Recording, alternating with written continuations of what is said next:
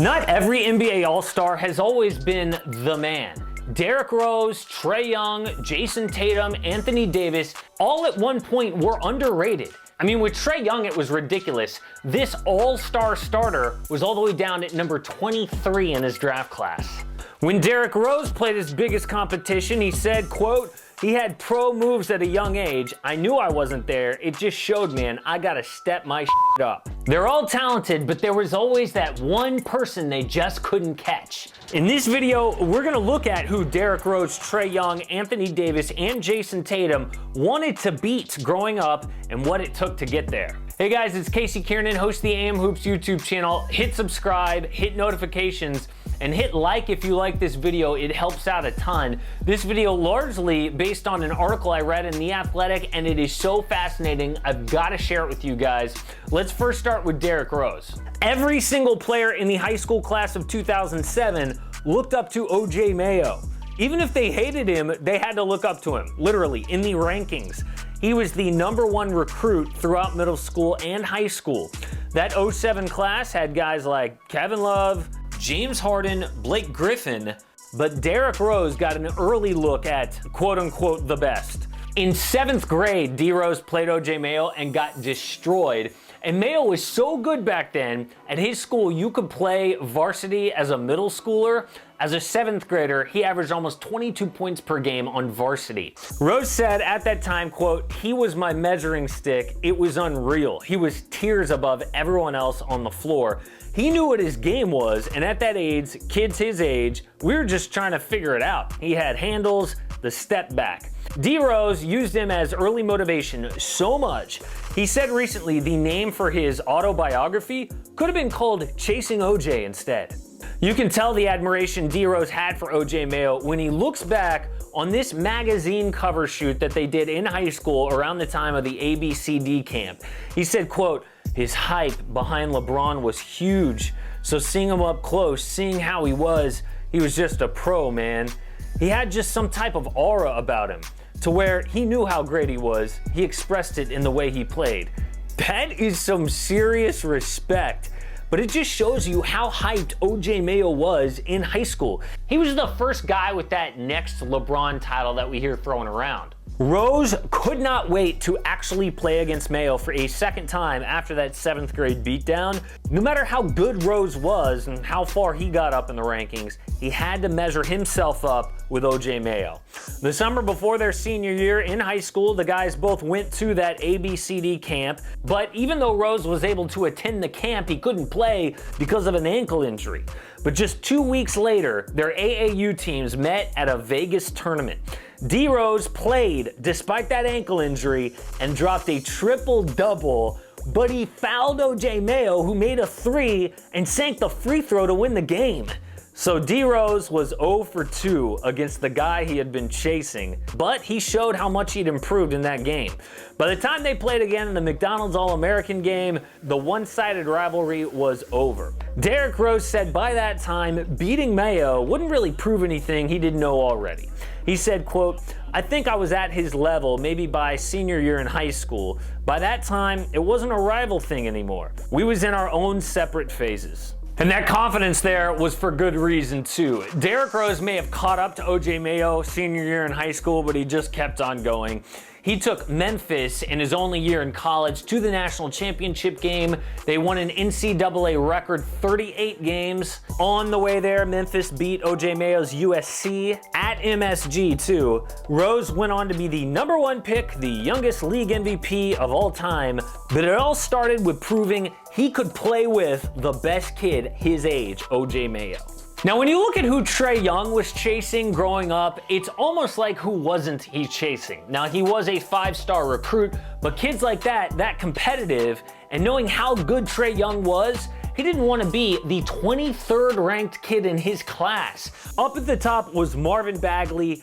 Then second was Michael Porter Jr. There are some names we know. Colin Sexton, the top point guard. You had to go all the way down and down and down to finally find the 4th best point guard, Trae Young. Trae was pretty salty about it too. He said, quote, "They were all labeled as the best point guards. I was going up against them, I always felt, to be honest, my skill level, I always felt I was ahead of those guys in that area, but other people didn't realize it. It's crazy to say, a lot of the same stuff I do now, I've done since high school AAU days. It's just people appreciate it more now. Instead of going to a blue blood school, Trae became Oklahoma's first 5-star recruit in almost a decade. He took no time in passing every single player and point guard in his high school class, too. Trae became the NCAA scoring and assist leader before becoming a pro and starting in the NBA All-Star game in just his second season.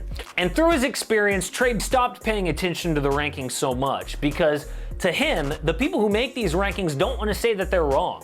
Once they put people and slot them in a specific order, if they look and say, oh my gosh, I totally messed up on this guy, instead of 23, he should be like number 1 or 2 or 3, they're not gonna say, yeah, I was that wrong about this kid. Trae says he blocked out the noise. He says, I just tried to be the best version of myself, and I was competing with myself every night. I wasn't trying to compete against anyone else. It is crazy to think that Colin Sexton was considered better than Trae Young just a few years ago.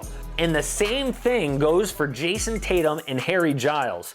And if you don't know that name, Giles is the backup center on the Sacramento Kings. Tatum is a legit star. But even Jayson Tatum thought that Giles was better than him. They were both in the 2016 high school class. They were either ranked 1 or 2 every single month in recruiting. They were also best friends. Tatum says, quote, he was the only player I ever thought in my class that was better than me. Or if somebody said, Harry's better than you, or they thought Harry was better than me, I thought, you might be right. You got a point. That was the only person I ever thought was on my level or better than me. Sadly, part of the reason that Giles didn't fulfill his potential is multiple ACL tears. He tore the ACL and MCL in his left knee before his sophomore season and the ACL in his right knee in his senior year of high school. The cool part about this rivalry, though, was Giles knew how much he motivated Tatum. It's like Giles got to play a part in Jayson Tatum's success. They were literally best friends and did everything together, including committing to Duke. Jayson Tatum started to pull away from Giles while at Duke, and it's continued ever since. He was the 3rd pick in the NBA draft. He was the first in his high school class to become an all-star. And again, he's on his way to becoming a superstar, while Giles is just hanging on. The two guys are still close though, and Tatum says that he would not be where he is without Giles to push him when they were kids. Quote, always having him, he set the bar really high. In high school, he was the man. The last guy we're gonna look at here never actually compared himself against his peers. Not because he was that good, but because he wasn't a part of the recruiting world early on. He was a late bloomer who eventually became the #1 NBA draft pick. Anthony Davis, of course, always looked up to Derrick Rose because they're both from Chicago, but AD always wanted to play like LeBron James. And a lot of kids say they like LeBron or they like his game, but AD is one of the few people in the world with the skill set and the body to try. He was a point guard that hit a huge high school growth spurt. Between his sophomore and senior seasons, Anthony Davis went from 6'2" to 6'10". He became what we see today, a big man with the skills of a guard. Another big man with guard-like skills, King James. AD says, quote, I was able to follow him and make sure that I try to figure out the things that he's doing. A 6'8" guy who's very strong, he's able to pass, shoot, dribble, and it was the same thing I wanted to do. Bringing the ball up, point forward. I had to do the same thing in high school. I had to go buy his shoes. I kind of wear 23 because of him. That's a long story behind that, but he was the guy that I was kind of watching like, I want to be like him. AD went to as many LeBron James camps as he could growing up. This video is actually from a LeBron James camp. He wore his shoes and tried to meet him. Other players in his class were guys like Michael Kidd-Gilchrist, Austin Rivers, Bradley Beal, but AD went from relative unknown to a class by himself. He won a national championship at Kentucky, became the #1 draft pick, and is now a teammate with the guy that he's always chased. It's so crazy to see who these guys compared themselves to growing up, now knowing who they've all been as pros. #1 picks, all-stars, Derrick Rose, and MVP. I think it teaches us that if someone pegs you at a certain place early on, you can just use that as motivation to prove your doubters wrong. Support AM Hoops and click subscribe. Don't miss a daily NBA video.